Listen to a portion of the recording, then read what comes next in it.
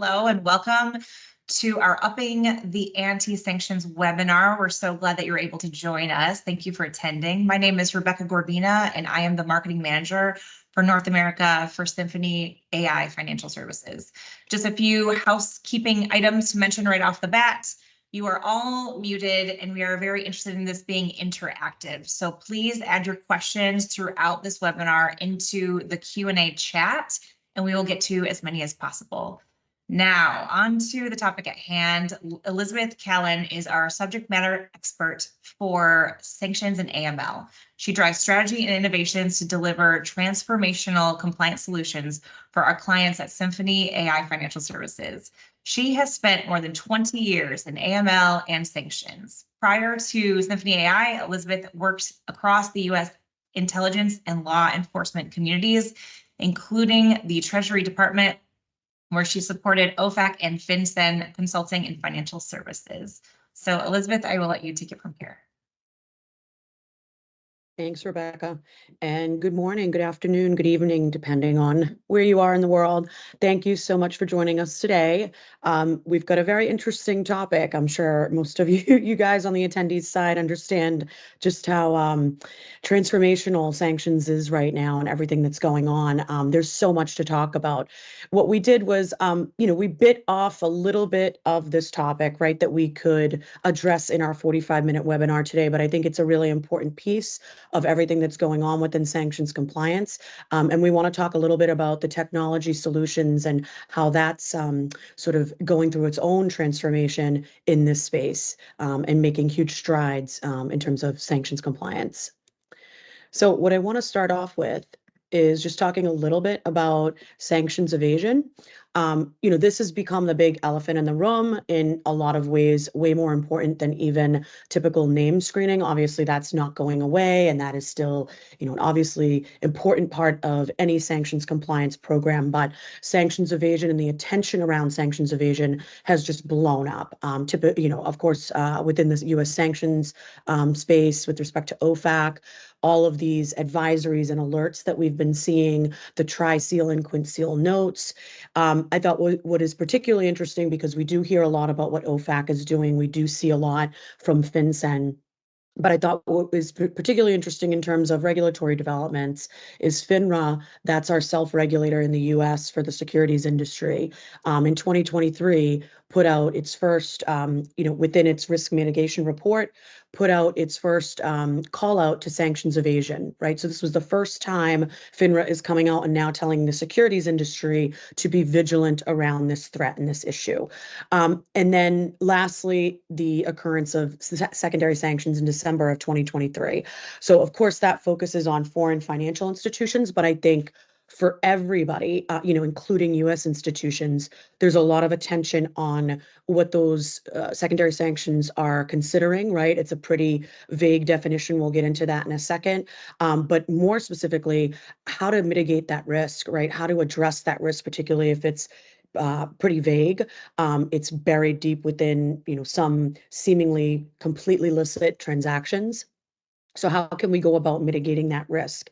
And I think the other development here that is particularly interesting on the compliance side is, how do you avoid action from DOJ? So DOJ has been very bold and very clear in the fact that they are taking sort of a view of sanctions enforcement through the criminal lens, right? So it's not just a matter of an enforcement action from OFAC anymore. DOJ has been very clear that they're going to be going after these violations from a criminal perspective and prosecution. So, the stakes have never been higher, right? So hence the title, Upping the Ante, right? Everything is getting more risky. There's more and more of a threat, whether it be from the criminals or whether it be from government action. So let's jump into some more detail about, in particular, the secondary sanctions. This is really interesting because I think really what it gets at is the primary topic here is sanctions evasion, right? So these foreign financial institutions now are going to be potentially at risk of full blocking sanctions or CAPTA sanctions. That's correspondent accounts and payable through accounts. So essentially, OFAC can impose full blocking sanctions or CAPTA sanctions. The CAPTA sanctions is where the foreign financial institution, foreign to the U.S. or non-U.S. financial institution, may be prohibited or restricted. Excuse me, from maintaining correspondent accounts in the United States. And this is a huge thing, right? If you lose your correspondent access, it's very difficult or almost impossible to do business in the US dollar. And we've seen this before with Section 311 actions. I used to be at FinCEN working directly on these efforts in these cases. And the 311 action under the Patriot Act was a very significant one. And oftentimes we thought of it as the action of last resort.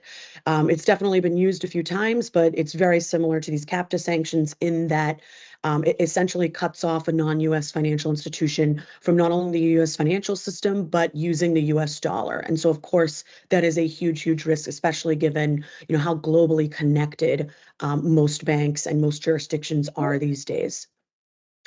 I think in particular, a piece of the secondary sanctions that's important to know is that really this involves any kind of activity conducting or facilitating a significant transaction. And again, what does significant transaction mean? That is directly from the executive order.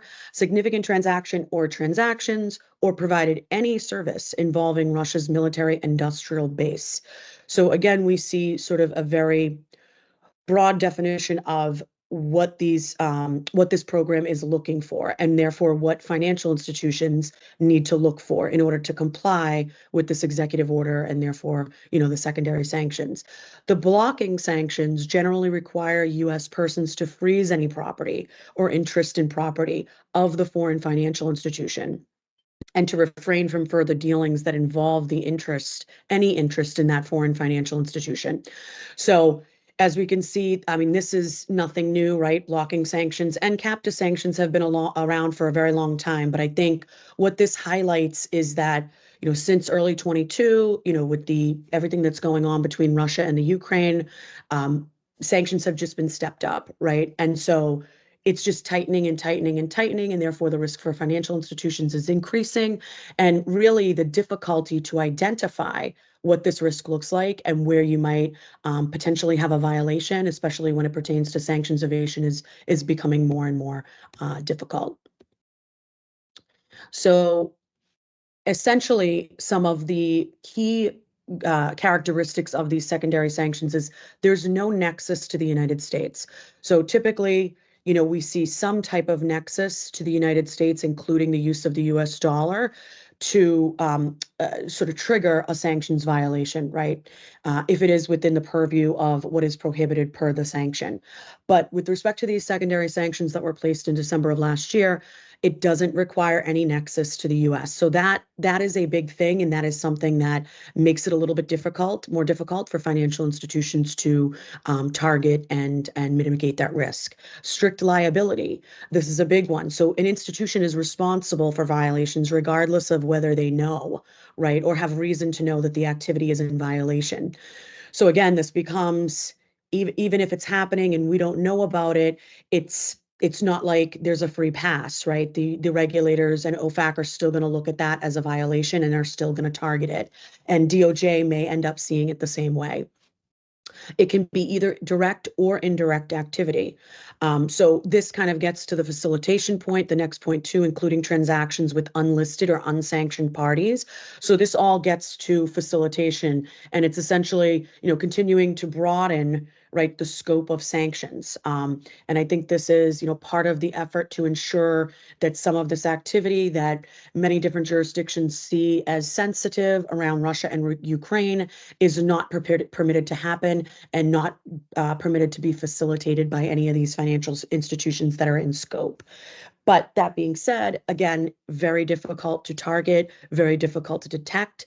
There are different technology solutions that we now have and that are developing to help address this, and we'll get into that later. But nevertheless, these sanctions are getting very, very complicated. I think what is most interesting, and I think this goes to the point of how sanctions compliance programs are transforming and almost like at an inflection point right now, not only given the way sanctions programs and sanctions requirements are changing, but the way technology is changing. A lot of the in-scope transactions for these sanctions are probably not going to be able to be identified through traditional screening, right? Name or list-based screening. Clearly, that's still in scope. Clearly, we've seen additional names added to different lists, right? So, we have to keep screening and we have to keep improving and enhancing that screening, dealing with the false positive problem, all of that. But from a sanctions evasion perspective, a lot of the different types of red flags that we see are it's impossible to detect them purely using name or list-based screening. So we'll talk about some different options for that in a little bit. Um, One thing I did want to point out is there are some interesting recommendations from OFAC in its advisory note that it published around the same time as the secondary sanctions were announced. And I think this hammers home the point that it goes beyond screening. Your program has to move just beyond screening if it's not there already, right? To think about some of these other compliance efforts and policies to be able to detect sanctions evasion and effectively comply. So OFAC mentions things like customers or counterparties engaged in high-risk activity or who fail to respond to requests for information. So again, it's not like this is new, but I think what this emphasizes is this is not a screening function, right? This is more of a KYC function, potentially an attestation function, right? We've seen attestation in other elements of sanctions compliance, but there's certainly a component of leveraging attestations here as well. The next point, conducting proactive investigation. So, that can seem a lot like AML, what an AML program does, and thinking about, sort of strategic investigations in an AML context. But essentially what OFAC is saying now is that a sanctions compliance program also has to think about conducting proactive investigations. Automated and manual AML controls. So here we see AML directly being mentioned. Of course, referring to automated transaction monitoring in the context of AML, and then manual controls, right? Manual referrals from your business lines or your customer facing staff that potentially have, an easier or more ready access or obvious view to what is going on at the customer level or the client facing level as it pertains to risk, sanctions evasion, and these different red flags that the regulators have put out. Monitoring information collected as part of documentary trade. So actually, as a technology company, we often hear struggles around using some of these more unstructured text sources, right, where there might be rich information, but how do you, in a more effective, efficient way, leverage technology to be able to um, uh, sort of extrapolate out that information in those rich documents and then make sense of it, right? Derive insights, in particular, in an automated fashion. And then the customer risk rating criteria. So of course, given how evasion is changing, right, on the criminal side, what are the criminals doing to evade sanctions? But also what is happening in terms of the different um, options that technology is offering you to improve your customer risk rating or to create multiple different customer risk ratings, right? Carve out pockets of different peer groups and client groups to be able to apply a different customer risk rating. And think about those risk factors that are consistent with this kind of activity, this kind of risk. And again, in particular, sanctions evasion, because it can look very different depending on, the jurisdiction, depending on the type of business line that you might be monitoring within your institution, the products and services, right? Evasion can take very different shapes, right? And so the different types of risk factors are also going to vary based on that. But nevertheless, I think FinCEN and OFAC are pointing out that all of these things are important as it pertains to sanctions compliance now, not just thinking about name and list-based screening. I want to shift gears a little bit and talk about, because there's so many, there's so much proposed regulation right now in the U.S. happening and still forthcoming in 2024. And this was a key part of that. This proposed rule against investment advisors, or to bring investment advisors under AML regulation. But I think what is interesting about this from a sanctions perspective is, this effort to bring investment advisors under regulations has been around for a very long time, right? There was a previous proposed rule in 2015, that didn't really go anywhere at the time. We're now seeing a new sort of reinvented rule that just came out, I think, end of February. But it goes back decades, right, that this effort has been around.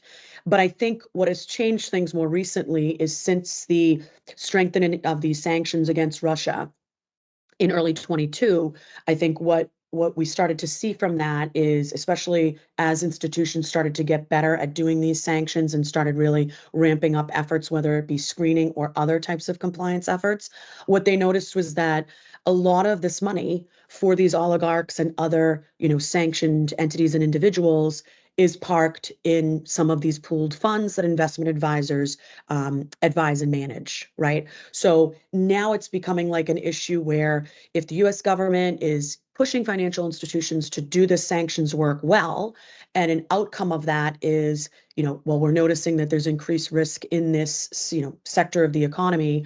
Well, we now have to act, right? We can't kick the can down the road anymore. We have to act on this risk. Sort of concurrently, for quite a few years now, FATF has been pointing out in its evaluations of the US AML regime that this was sort of a big gaping risk in its AML regime, and that something needs to be done about it. So that's been going on for a long time too, and probably also driving this, but there is a sanctions component. So for those of you who don't know, essentially the proposed rule is bringing those investment advisors under full AML regulations. And part of that was driven by what the sanctions found, and I think what the sanctions sort of boiled down to, that sort of intelligence that sanctions enforcement drove, is that the primary risk around these investment advisors is, number one, absolutely is serve as an entry point into the US market for illicit proceeds, right? So if you're a Russian oligarch, you have these proceeds, whether they be from a crime or whether they just be assets that, the US government has placed sanctions on, you may be able to just take those illicit proceeds, assets, place them in a fund. And if that sector of the economy isn't regulated, then there may be avenues for them to hide those funds in these pooled vehicles. Obviously, this is a highly intermediated chain, so there's lots of other institutions that play in this space that are already regulated, and so they're doing some of that work. But I think one of the keys in this space is KYC, and FinCEN actually held off from including the KYC component in its initial proposed rule. It said that that proposed rule is forthcoming, probably because there needs to be time spent figuring out what particular KYC responsibility there is going to be on the part of the investment advisor, particularly because some of those other institutions in that chain are already required to do some of that work, like a custodian, like a transfer agent, like a broker dealer. So they're probably sort of figuring all of that out and determining what is the best rule, not only to get the information we need, but to alleviate a lot of the burden that there might be in these repetitive efforts if that was to happen. The thing about investment advisors, again, in particular for those looking to evade sanctions and sort of park their wealth somewhere, is the business model, right? There is a relatively short lockup period with some of these funds, in particular hedge funds as opposed to private equity funds. Private equity, it takes a little bit longer. But with respect to hedge funds, some of them are, you could put your money in and you can get your money out within 6 months or a year. So some people tend to think that this isn't as attractive a space because your money is locked up for a long time, but that's not necessarily the case. There's a lot of tax and secrecy havens involved in this business, particularly where some of these funds are domiciled. There's like limited or no regulation in a lot of jurisdictions that play a part in this business, including the US. Again, unless we finalize this rule, there's pretty much no regulation. And then absolute returns and return on investment of illicit proceeds or assets. these funds and these vehicles tend to do very well in terms of returns. So it makes it very attractive, whether you be a money launderer or a sanctions evader, to put your money here, because not only are you potentially protecting it from being detected by law enforcement or a regulator, but you're also able to make a return on that money that is invested.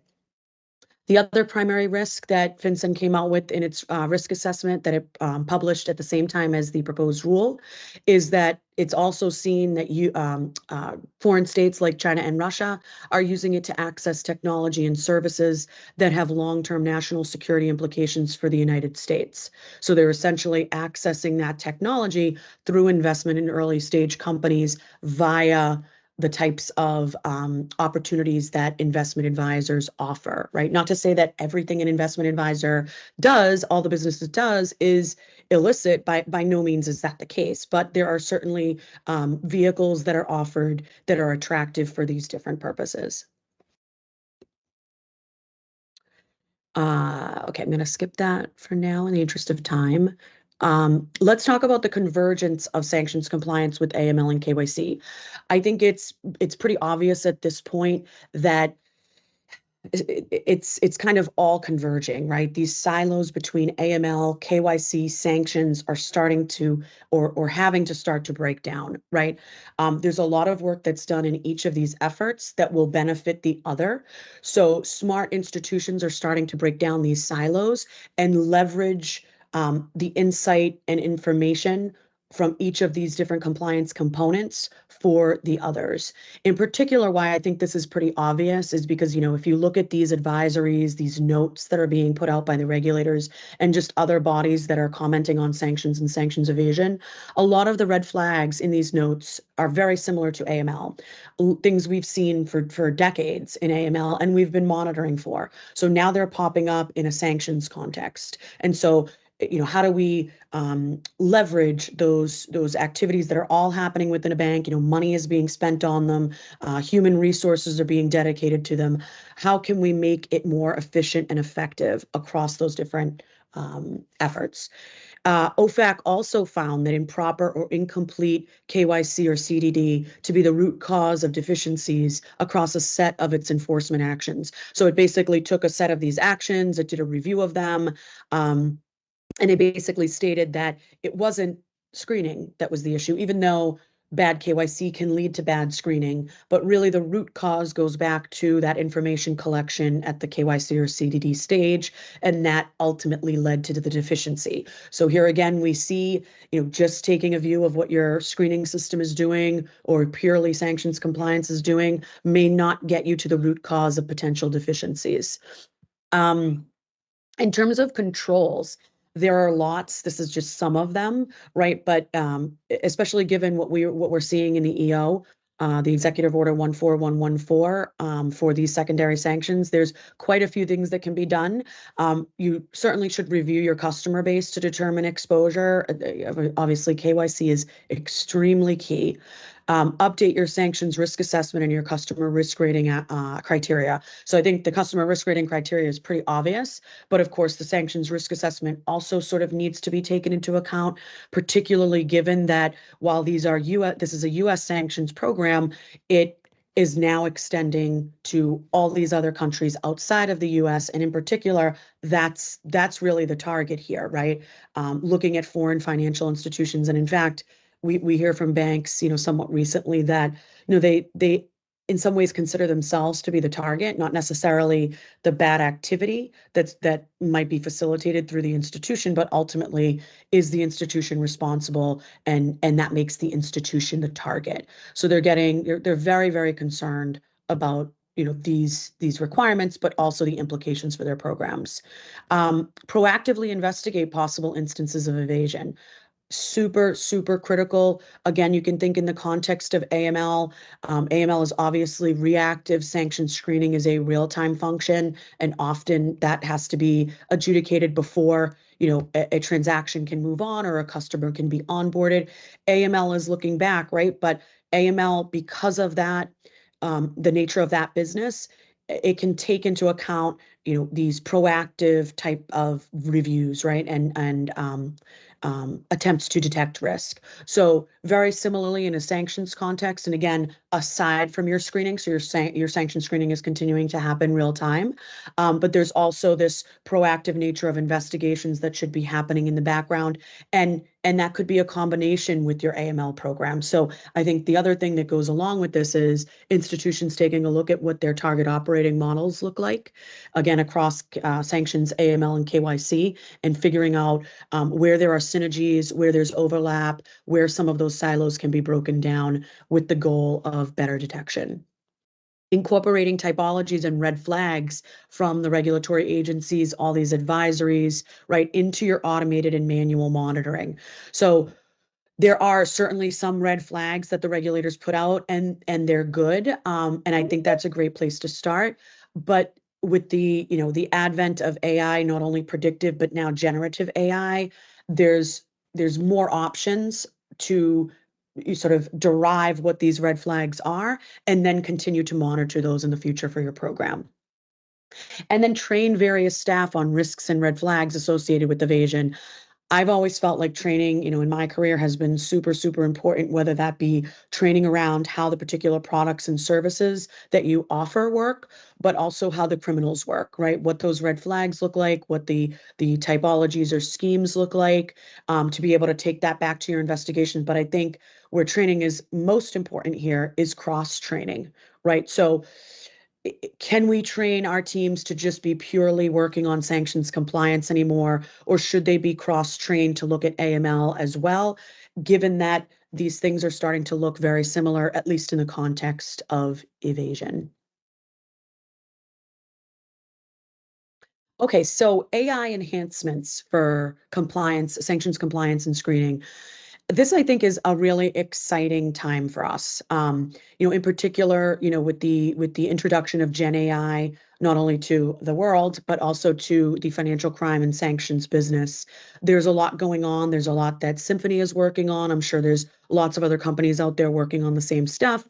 But I think some of the key challenges that these technologies are useful to sort of address, all of that rich information that exists out there in unstructured data that's difficult to access and leverage, right? I mentioned documentary trade information. You could think of contracts too. I know in the security space, contracts are extremely, extremely important. To determine if there is risk there based on the contractual obligations, not only from the institution but on the side of the institution's customer. False positives continue to pile up and need to be reduced and more effectively managed, right? So this is just the age-old problem. False positives, there are ways to continue to drive these down, but also more effectively manage them. Ensure that you're paying attention to the greatest risk first, and taking sort of a ranked approach to how you're working through these with respect to your teams. And then sanctions, of course, sanctions evasion, of course, is now the new key threat that is difficult to detect. Again, in particular, if you're solely focused on name or list-based screening, and we do still see a lot of that. So the AI upgrade, essentially, this creates structure and facilitates enhanced screening that makes the problem of sanctions evasion and sanctions list screening more accurate to solve for false and true positives. So what that means is there are overlays now that you can leverage to put on top of your core screening systems to leverage a lot of that unstructured text, right? And use that to not only isolate false positives and true positives, but also, again, facilitate that ranking and that management of your alert queues based on risk. Generative AI is one piece of it. So the generative AI can go through and extract relevant information from unstructured free text. This enables the advanced predictive algorithms to then assess the match with greater accuracy, right? So this is important for not only list-based or name screening, but also keyword and keyword patterns-based screening. So this is something where, if you're looking at all of these advisories and things, sometimes the risk is detected not based on a name, but based on potentially certain keywords or keyword patterns that could indicate there are different typologies of sanctions evasion at play. So these AI tools now can not only leverage all of that unstructured text that has kind of been a pain in the past to handle and deal with and derive insights from, but it's also able to leverage some of those more advanced instances or potential indicators of sanctions violations or sanctions evasion. So the primary benefits here are more accurate isolation of false positives and true matches. Of course, that's always a priority. Greater efficiency with more automation at level 1 triage. So, everybody's dealing with false positives. Level 1 triage is something that we're seeing more and more automation being applied to, not to essentially, sweep it under the rug and never to be looked at again, but just as a way to make your human resources more efficient and effective from the standpoint of dealing with the greatest risk first. I know some institutions are, sensitive to, auto hibernation or auto close. There's obviously the option to do that, but I think here we're just talking about improving that automation, making it faster, making it more straightforward for the human resource that's in the mix. And then enabling the use of screening to capture sanctions evasion. So, I mentioned this a little bit earlier. I think where institutions are struggling is, name and list-based screening is an obvious use case for automated screening, right? It's very straightforward. Obviously, there's struggle around building the right algorithms, tuning those algorithms. That doesn't go away. But the problem, I think, is much more a straightforward automated screening issue, right? Whereas sanctions evasion and some of these red flags we're seeing, they can't be detected with purely automated screening. How do we detect them? Well, if you think about different keywords and pulling out different patterns, again, from some of this unstructured text, there may be another opportunity to try to leverage some of this automated screening to detect some of those more complex or sophisticated sanctions evasion schemes. So I just want to show like a quick example of like what does that all mean? How does that all work, within your normal day-to-day function and leveraging your normal sanction screening alerting system, right? So on the left-hand side, you can see sort of what goes into the screening system. You have your transaction text and you have your watch list entry. In this case, the match was for an entity called Graceful Dancer, right? So this goes into your screening system. Your screening system is producing all of this. With an AI upgrade, essentially the AI is being fed all of this data, right? Unstructured data, where it's able to extract the entity, right, from that data. It creates features, right? So certain features you can see on the right-hand side, in this case, 2 words matching, 2 words missing.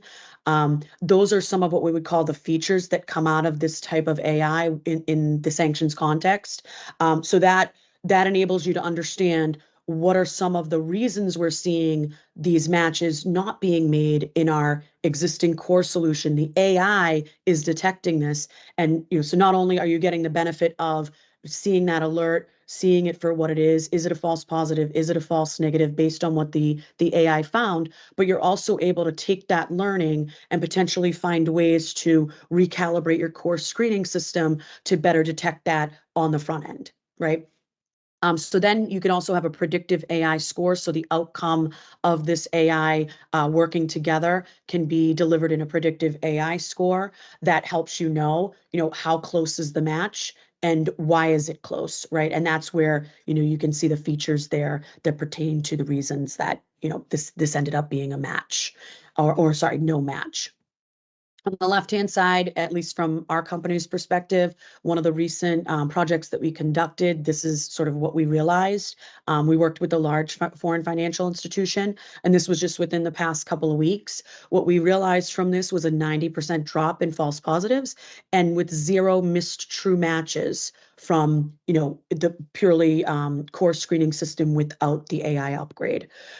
So very, very good results there and very promising for what we're able to accomplish purely in, looking for false positives and name and list based screening. So in terms of due diligence and investigations, because there's also opportunities here, and again, because of how everything is changing and these silos need to be broken down, investigations as it pertains to sanctions evasion and sanctions are probably going to be more and more important in your everyday work. So there are generative AI assistants that use LLMs to do this work, large language models, right? So essentially what these are like chat style query tools. They can source information, they can analyze information, and they can summarize data virtually in seconds. So rather than piling through all of your different data sources, documents, which obviously takes a lot of time, a chat style query tool like this can help you do that very, very quickly. So therefore, it accelerates investigator productivity significantly. You can also generate case summaries and reports. So not only does it deliver sort of the information that you need to conduct the investigation, but it can also deliver some of that output of the investigation, right? The case summary. And obviously, in the case of AML, you'd have SARS that doesn't apply to sanctions, but there might be other reports that you need to generate depending on how sanctions change, informing other aspects of the institution on what you found. Quick reports are really good to do that as well. One of the newest items that can come from a solution like this is suggesting next actions. So a way that I like to think about this, and one that I found is useful for explaining to, clients and different prospects is, I come from the intelligence community. So when I think about using a Gen AI assistant, I think about it like in the context of debriefing a source. So in intel and law enforcement, you sit across from your source, you know the problem that you have to solve, you know the type of information that you need to get from him or her, and the job is asking the right questions, right? Asking the right questions, deciding on the sequence of questions, determining the best follow-up questions, right? Because you want that most valuable information from that source, right? So in the sense of Gen AI and a chat style query tool, you're essentially doing the same thing, just not verbally, but in text, right? So you want to ask it the right questions, you want to do it in the right sequence and with the right follow-up questions. But not everybody has to be a professional, right? So what I love about this is basically you can teach the tool leveraging your most seasoned investigators who really know how to do this stuff, right? Have been in the business a long time, have seen lots of different typologies of sanctions evasion and the like, and know like what types of information they need to obtain and then evaluate, right? So they're very skilled at doing this. So what a tool like this can do is sort of take that learned activity, take those learned steps, and end up prompting all of your investigators to do that. So based on what the AI learns, if your investigator asks it a simple introductory question, the AI can help that investigator determine what is the best next question or questions. So in a way, this is actually a great way to train your investigators. It's a great way to maintain continuity, right? If some of your investigative staff turns over, you can still have some of that knowledge built into the system because the system has been trained on those previous investigations and those previous questions. So very, very exciting from that point of view, the sort of the operations of a team, in addition to, finding that risk and conducting your investigation. So with that, I know we want to leave a little bit of time for questions, Rebecca. I'm not sure what's in the chat so far, but Yes. Thank you so much for all of that information. That was fantastic. Peter Wild did ask, do you think that is better to have a separate RA for sanctions or enhance the AML RA? risk assessment, right? Yes. Is that yeah. Mhm. So I think, Peter, it's gonna depend. I think a lot of this is gonna depend on the institution, right? The scope of the institution's products, the global footprint of the institution. I do think there's certainly a lot of overlap, but I think what is going to also play in this is the institution's appetite for breaking down those silos, right? Sometimes we get very used to operating in a certain way, right? We know how to do that work. It's been done before. The regulators are comfortable with it, right? So I think some of it is going to depend on the appetite of the institution to sort of go in a different direction. It might make sense to potentially do both of those and then look for areas where there is overlap and where there are opportunities to look at that risk more holistically across sanctions and AML, but not necessarily totally do away with your pure sanctions risk assessment and your pure AML risk assessment, at least at the outset, right? You probably want to keep those around for a certain period of time, but at least start to consider what that would look like holistically. Because, I think with everything, right? A lot of people talk about FRAML, right? And there are overlaps between fraud and AML.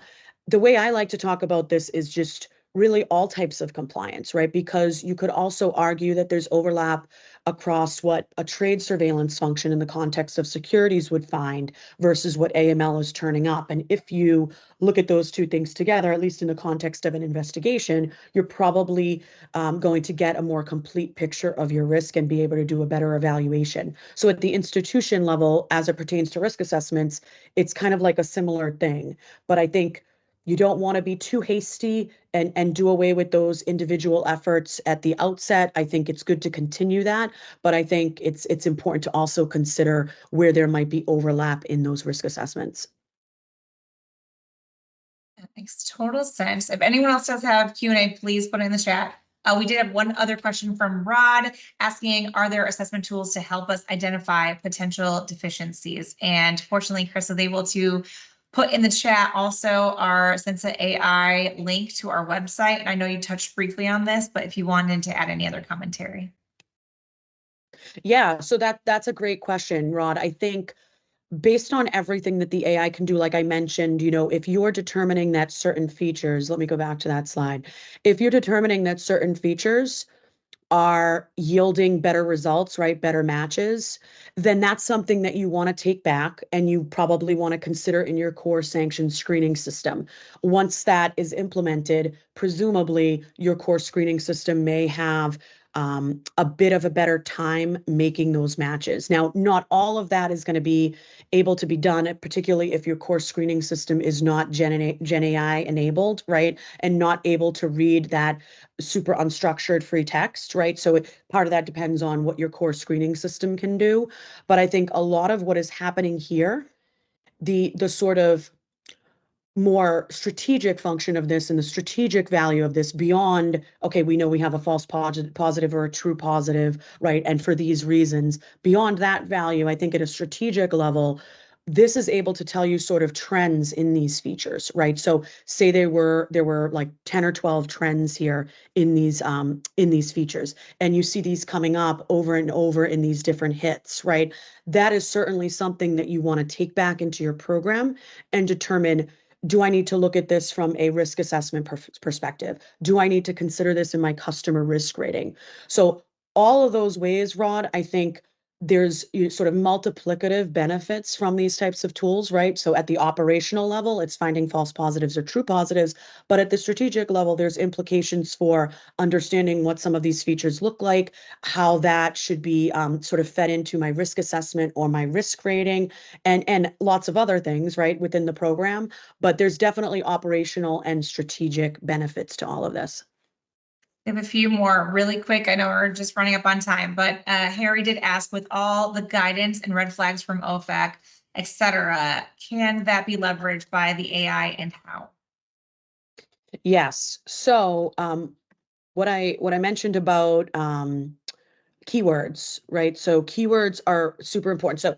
So when you think about it, you might have a query or an algorithm running looking for instead of a name, right? Graceful dancer against graceful dancer, right? You might be looking for a string of keywords, say Dubai, ship to ship or shipment, and onward, right? Or something like that. We can pull out some of those keyword type of red flags, not only from some of the advisories, but I'm sure when you're looking across your set of investigations that you conduct, there are probably ways, and I've done it before when I was running an FIU, pulling out knowledge from a cross section of our investigations to determine what do the typologies look like that we're exposed to, right? Because you may be exposed to some of those typologies that are in, or red flags that are in some of the guidance, but there also might be other more unique ones that you as an institution, given the products and services that you offer, are also exposed to. So if you're able to find those types of keyword patterns that indicate a potential risk or in and of themselves are red flags, the system can then leverage those as well, just like it would a name, on a list somewhere. And it becomes very powerful, right? Because then you're still doing screening, but you're not screening for sanctions compliance with the list-based sanctions. You're screening for compliance more to target sanctions evasion. And that's really that sort of gray, very complex area, at least in terms of risk detection. Excellent. Well, we are at time. Thank you so much, everyone, for joining today. Thank you so much, Liz, as well, for all of this information. Please keep an eye out for updates and times for our second part of the series that will be happening this summer. In the meantime, also look out for an email in your inboxes in the next few days that will include a link to this recording. We also have published articles from Liz as well on our website on the convergence of sanctions programs in the Global Banking and Financial Review. So great addition to reading from this webinar. Thank you again for attending and have a good day.